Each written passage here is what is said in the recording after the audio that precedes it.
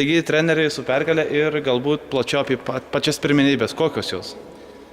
Na, džiugu, kad Domo Kriščiūno iniciatyva startavo Lietuvos kvietvagarių krepšinio lyga, kadangi tikrai pavasarį stokojom varžybų, tai labai smagu, kad jos vyksta. Norėtųsi daugiau komandų, bet šiemet 5 komandos, tai tikimės, kad finalinis ketvirtis bus Lazdijuose ir tikrai bus stiprios kovos.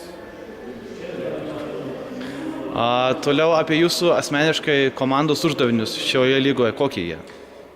Na, šioje lygoje uždavinys yra iškovoti pirmąją vietą.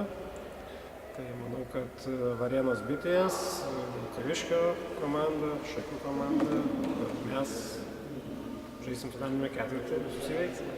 Dabar regiono prizmė, kaip sakyti, krepšinio.